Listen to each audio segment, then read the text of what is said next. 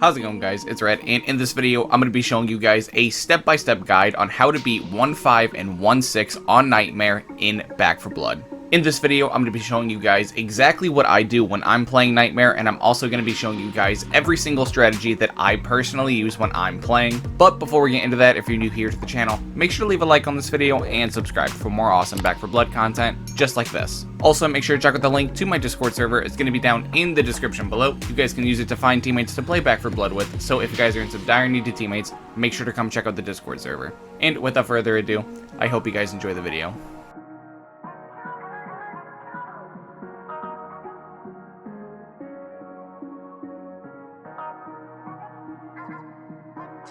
Alright, so here we are. We just loaded into 1.5, and like I was saying in some of my earlier videos, the first thing that you're always going to want to do is come over to the shop and make sure that you have all the supplies that you're going to need throughout your entire mission. That means stocking up on your offensive inventory, your support inventory, and your 5 slot. And in terms of accessories and upgrades, I think that the best catch-all accessories to use are frag grenades, pain pills, and toolkit. Those are my personal favorites. And for this level specifically, there is a guaranteed breaker that's going to be spawning, so frag grenades are obviously really good at taking care of breakers too. Much better than, you know, something like a flashbang, a firecrackers, or a pipe bomb would be. Now, in terms of these team upgrades, the ones that you are going to want to buy are going to be the ones that are going to deal with your offensive items and your support items. Every single other one is going to be basically garbage, and I would recommend you just don't even touch them. So in this one, I'm going to buy both a support slot and a offensive item upgrade, because I really do think that they are just that much better than these ones, and I'm not even going to spend my excess gold on these just because I would rather spend my gold on other stuff.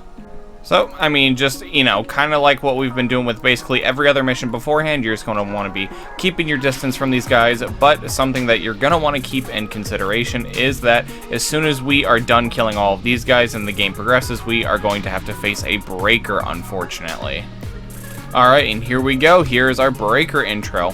And like I was saying in the last video, the easiest way to beat the breaker is to just keep your distance from him.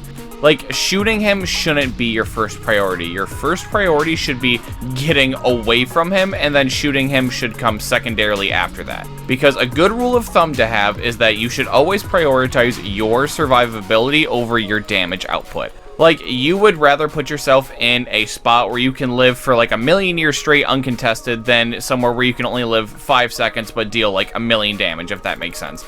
And I feel like the same thing applies to breakers. Like, you don't want to get close to them even though you're going to deal more damage, because the amount of damage that they're going to do to you just is entirely not worth it. The biggest thing that you just want to keep in mind with this level specifically is all the sleepers. Like, there are always just an obnoxious amount of sleepers on this level just for really no reason, and they're always here every time. Like, I basically have never ran this map once without there being like just way too many sleepers. So just be careful. You want to make sure you're checking all your corners, because I mean, the last thing you want to do is get hit by a sleeper, especially in a mode like Nightmare, because the sleepers will not only hold you down and, you know, obviously inconvenience your team because you have to go save them, but I mean, they also insta-call hordes on this difficulty, which is obviously also very inconvenient and something that, you know, you'd like to avoid if you could. Alright, so the next part coming up is going to be significantly easier than what we've already done in this mission. Like, we're gonna have to fight a few hordes off, but I do think that fighting the breaker was significantly harder than this part. So, I mean, I guess if you've made it this far, then I, you know, would feel pretty confident about our ability to actually finish the mission. Oh, that's just unfortunate. So, I mean, this is actually a good rule of thumb. Now that I've triggered a horde, I am actually going to just be calling as many hordes as humanly possible. And I think that's a good rule of thumb that you guys should have on Nightmare, because rather than like when you accidentally trigger a horde just waiting and then just triggering this one separately, what you're going to want to do is once you accidentally trigger a horde, albeit through like a car alarm, through like birds, anything, if you see any other way to start a horde, you are going to want to just set it off while they're already coming, because I'm fairly certain how the game works is it's not going to like multiply the amount of Ridden. It's just going to see it as Ridden are already coming and they're just going to stay coming for like a little while longer. You're not just going to get overrun by like 19 tall boys and 6 exploders, stuff like that. You're just, you know, it's just a lot better if you do it this way. But yeah, honestly, I wish there was like a little more I can tell you guys with this part, but I mean, honestly, this part's like just super self-explanatory. Like, you're just gonna want to rescue the survivors and kill the Ridden. Like, there's not really like any cool tips or tricks I can give you guys, which is a little unfortunate, but I mean, I guess should be a breath of fresh air, you know what I mean? Just not more stuff you gotta memorize. The only thing I would tell you guys, though, and I did forget to mention this, is because those poor guys, I just lit them up for no reason, is when you first open the door, you can sit right here and you can crouch and aim right here. Now, what usually happens when you open the door is that just a few lines of hawkers are going to come out, and they're going to be like the ferocious ones. But, I mean, either way, you can kill them with just a few chest shots, and you're actually going to be able to kill them before the door even opens and before they can even interact with you. And that is also going to be guaranteed. Like, those guys are guaranteed to come out at that exact same spot every single time.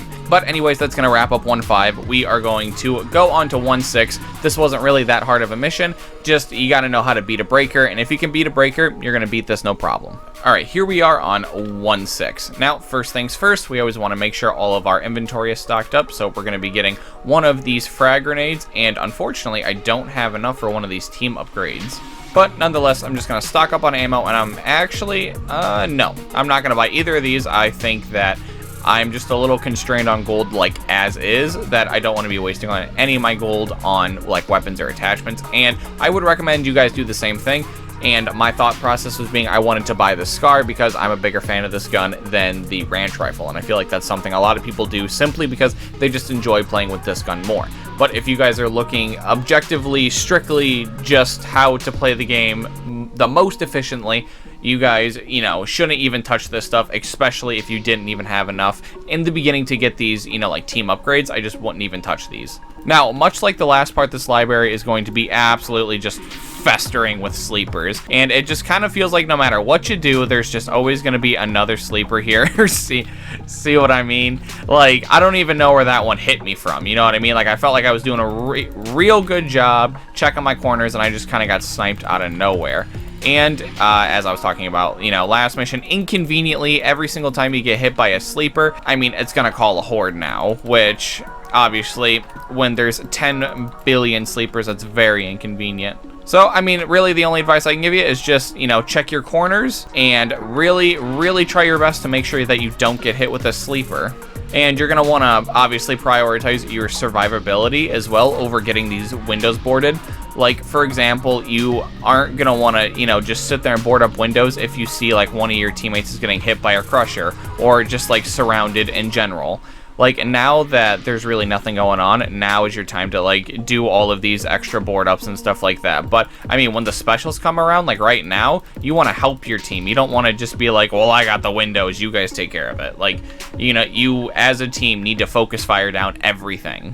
And if you walk just up this ladder here and turn around, here is going to be one of the potential toolkit door spawns. If you didn't know that this was where one of the spawns were.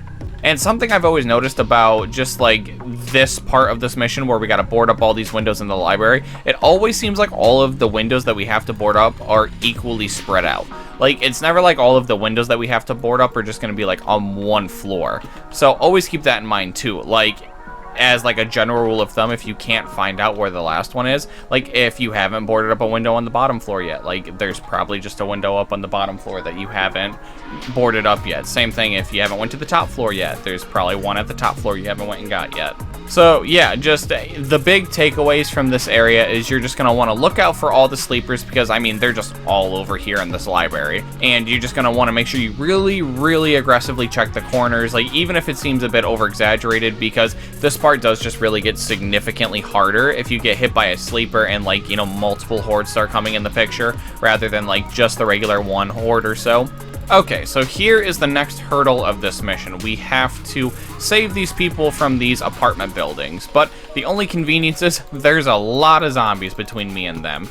And, I mean, this part really isn't difficult, it's just really all about your survivability. And I was honestly just about to warn you guys not to do exactly what I just did, but it was kind of just muscle memory. Yeah, you never want to do that because they're always are just absolutely laced with a bunch of sleepers.